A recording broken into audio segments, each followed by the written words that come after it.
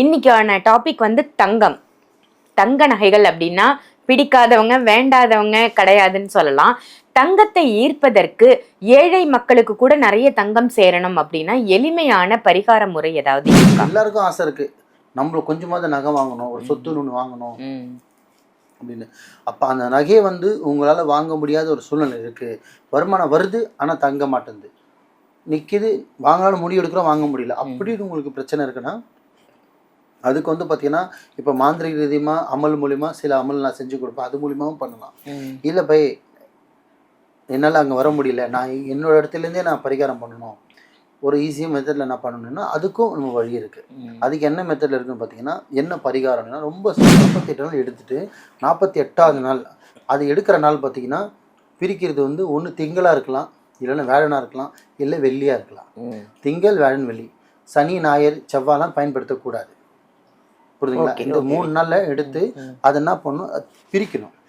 பிரிச்சுட்டு அந்த காயின் எடுத்துகிட்டு போயிட்டு நல்லா மனசில் ப்ரேயர் பண்ணிட்டு உங்கள் இஷ்டத்துக்கு 48 நாளில் நீங்கள் நகை வாங்கணுன்ற எண்ணத்தில் நீங்கள் சம்பாதிக்க ஆரம்பித்தாலும் சரி, இல்லை லோன் போட்டிருந்தாலும் சரி, இல்லை சீட்டு கட்டி வாங்கினாலும் சரி, இல்லை நீங்கள் சேகரிப்பு பண்ணி வாங்கினாலும் சரி, நகையை வாங்க முடியும்.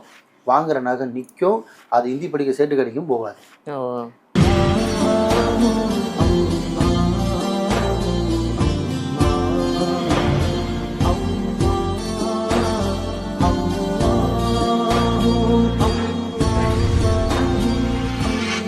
மரிஜன் மணியர்கள் அனைவருக்கும் அன்பான வணக்கங்கள். புழல் காவாங்கரை ட்ரிபிள் டவர்ஸ்ல இருக்கக்கூடிய மாலிக் குருஜி அவர்களை தான் சந்திக்க வந்திருக்கோம். வணக்கம் குருஜி. வணக்கம்மா. எப்படி இருக்கீங்க? இறைவனோட அருளால, சித்தரோட அருளால நல்லா இருக்கம்மா. நீங்க எப்படி இருக்கீங்க? ரொம்ப நல்லா இருக்கேன். சித்தர் குறிப்பு மூலமா நிறைய நல்ல விஷயங்கள், நிறைய பரிகார முறைகளை வந்து மக்களுக்கு தொடர்ந்து நீங்க சொல்லிட்டு வரீங்க. இப்படிலாம் இருந்தா உங்க லைஃப் சிறப்பா இருக்கும் அப்படின்னு நிறைய நல்ல தகவல் சொல்றீங்க. அந்த வகையில இன்னைக்கான டாபிக் வந்து தங்கம்.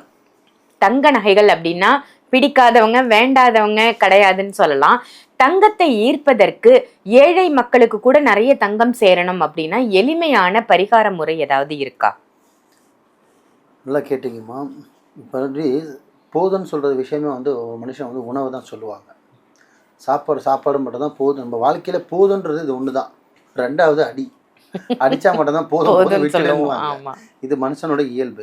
இது தவிர்த்து எதுவுமே வேணும்னு பத்தலை இன்னும் கொடுங்கன்னு சொல்கிறது தான் சொத்து, பதவி, பணம் எல்லாமே. ஸோ அதில் வந்து ஒரு நகையும் முக்கியமான ஒரு விஷயம் பெண்களுக்கு.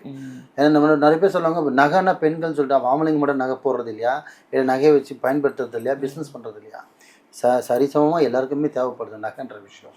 ஏன்னா இப்போ மண்ணில் போடுறத விட பொண்ணில் போடுறது தான் அதிகமாகிடுச்சு. மண்ணில் போடாது 100ல் 1 பங்கு தான் ஏறுது. நகையில் வந்து பார்த்தீங்கன்னா மாதம் டிவி ஆன் பண்ணும்போதெல்லாம் நகை ரேட் ஏறுது. ஆமாவா இல்லைங்களா? அந்த பொண்ணுக்கு வந்து பார்த்தீங்கன்னா எங்கேயோ வந்து நிற்கிது. அந்த அளவுக்கு மதிப்பு இருக்குது. அப்போ எல்லாருக்கும் ஆசை இருக்குது, நம்மளுக்கு கொஞ்சமாவது நகை வாங்கணும், ஒரு சொத்து ஒன்று வாங்கணும் அப்படின்னு. அப்போ அந்த நகையை வந்து உங்களால் வாங்க முடியாத ஒரு சூழ்நிலை இருக்குது. வருமானம் வருது ஆனால் தங்க மாட்டேங்குது, நிற்கிது, வாங்கலாம்னு முடிவு எடுக்கிறோம், வாங்க முடியல. அப்படின்னு உங்களுக்கு பிரச்சனை இருக்குன்னா அதுக்கு வந்து பார்த்தீங்கன்னா இப்போ மாந்திரிக ரீதியமாக அமல் மூலிமா சில அமல் நான் செஞ்சு கொடுப்பேன், அது மூலியமாகவும் பண்ணலாம். இல்லை பை என்னால் அங்கே வர முடியல, நான் என்னோட இடத்துலேருந்தே நான் பரிகாரம் பண்ணணும், ஒரு ஈஸியாக மெத்தடில் என்ன பண்ணணும்னா அதுக்கும் நம்ம வழி இருக்குது. அதுக்கு என்ன மெத்தடில் இருக்குதுன்னு பார்த்தீங்கன்னா, என்ன பரிகாரம்னா ரொம்ப சிம்பிள் தான். ஃபஸ்ட்டு வந்து உங்களோட நீயத்தை வச்சுக்கணும். நீயத்துனா மனசார வேண்டிக்கிறது. இப்போது எனக்கு வந்து நகை சேர மாட்டேங்குது, ரொம்ப ஷார்ட்டாக சொல்கிற மக்கள் புரியுற மாதிரி, நகை என்னால் சேர மாட்டேங்குது, வந்த நகையும் வந்து செட்டு கடைக்கு போயிடுது, வச்சிடுறாங்க, எதனா ஒரு சூழ்நிலை நகையே என் கையில் நிற்க மாட்டேங்குது அப்படின்றவங்க, அதே மாதிரி நகை நிற்க மாட்டேங்குது ஒன்று, நகை வாங்க முடியாது ஒன்று, பணம் வருது ஆனால் வாங்க முடியல, இந்த 2 பிரச்சனை இருக்கவங்க என்ன பண்ணணும்னா இந்த பரிகாரத்தை நீங்கள் பண்ணலாம். என்னென்னா அழகாக ஒரு ஒன்றுக்கு ஒன்று சிவப்பு துணி எடுத்துக்கோங்க. வெறும் துணியை சிவப்பு தான் பரவாயில்ல, இல்லை பட்டு இருந்தாலும் இன்னும் நல்லது. அதை எடுத்துக்கோங்க. அதில் கொஞ்சம் ஒரு 1/2 டீஸ்பூன் மாதிரி மஞ்சள் போட்டுருங்க, ஒரு 1/2 டீஸ்பூன் மாதிரி குங்குமம் போடுங்க. சும்மா 1/2 டீஸ்பூன்னா சின்ன டீஸ்பூனில் கொஞ்சம் கொஞ்சம் போட்டுங்க. இதை போட்டு என்ன பண்ணோம், ஒரு பிடி வெந்தயம்னா நம்ம ஆளுங்க புரியுற மாதிரி சொன்னோம். நம்ம வயிறு சூடாயிடுச்சுன்னா தண்ணியில் போட்டு குளுமையாக அந்த வெந்தயம் ஒரு பிடி வெந்தயம் எடுத்துட்டு நல்லா நம்ம 2 செகண்ட் ப்ரேயர் பண்ணிவிட்டு அந்த வெந்தயம் பொடி வந்து பார்த்திங்கன்னா அந்த சிவப்பு துணி மேலே அந்த மஞ்சள் மேலே குங்குமம் போடல அது மேலேயே வந்து அதை வச்சிடணும். வச்சுட்டு 1 ரூபாய் காயின், 1 ரூபாய் காயின் வந்து ரொம்ப தேஞ்சு போனதோ ஓட்டை இருக்கிறதோ நசிங்கமான காயின்லாம் இல்லாமல் கொஞ்சம் புது காயினாக கொஞ்சம் சேகரித்து அந்த காயின் 21 காயினை வந்து பார்த்திங்கன்னா ஃபஸ்ட்டு வந்து பன்னீரில் வாஷ் பண்ணணும். பன்னீரில் வாஷ் பண்ணி தூய்மை இருக்கணும். எப்போவுமே பன்னீரில் வாஷ் பண்ணிவிட்டு அதை தொடச்சிட்டு நல்லா ப்ரேயர் பண்ணிவிட்டு அதையும் அந்த வெந்தயத்து மேலே வச்சிடணும். வச்சுட்டு அது அழகாக ஒரு வெள்ளை கலர் துணியிலையோ எதனா ஒரு சின்ன கயிறு மாதிரி போட்டோ இல்லை லப்பர் பேண்டில் எனி ஒன் போட்டு மூட்டை மாதிரி சின்னதாக கட்டி என்ன பண்ணணும், முதல்ல அதுக்கு ஏற்றணும்.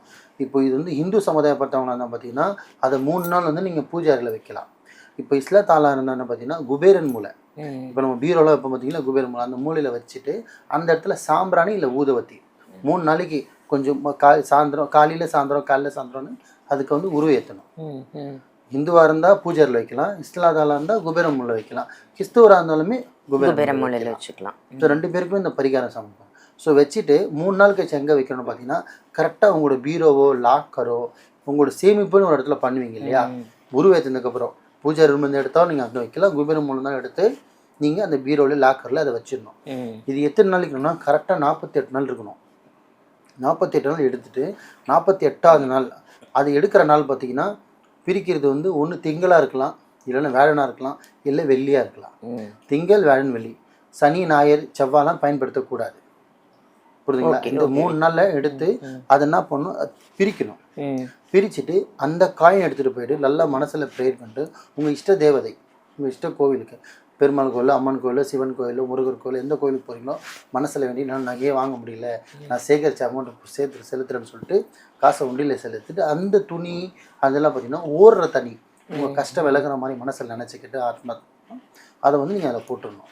அவ்வளோதான். இது வந்து ஒரு 48வது நாள் நீங்கள் பரிகாரத்தை கரெக்டாக ஒரு 48 நாள் பண்ணிங்கன்னா அடுத்த 48 நாளில் நீங்கள் நகை வாங்கணுன்ற எண்ணத்தில் நீங்கள் சம்பாதிக்க ஆரம்பித்தாலும் சரி, இல்லை லோன் போட்டிருந்தாலும் சரி, இல்லை சீட்டு கட்டி வாங்கினாலும் சரி, இல்லை நீங்கள் சேகரிப்பு பண்ணி வாங்கினாலும் சரி, நகையை வாங்க முடியும். வாங்குகிற நகை நிற்கும், அது இந்தி படிக்க சேட்டு கடிக்கும் போகாது. சீரியஸாக சொல்கிறேன். ஏன்னா இது வந்து பார்த்தீங்கன்னா ஒரு எப்படின்னா ஒரு தவத்தில் இருந்தால் எப்படி நம்மளுக்கு ஒரு வரன் கிடைக்குதோ அந்த மாதிரி பரிகாரம்ன்றது நம்ம தவத்துக்கு சமம். கட்டுக்கோப்பாக இருந்து பொறுப்பாக இருந்து ஒரு வேலையாக செஞ்சு கஷ்டப்பட்டு வாங்குறது இன்றைக்குமே வீண் போகாது. அந்த மாதிரி இதை கரெக்டாக பண்ணுங்க பெண்கள், 100% 200% ரிசல்ட் வரும். பட்டு முழு நம்பிக்கையோடு பண்ணுங்கள்.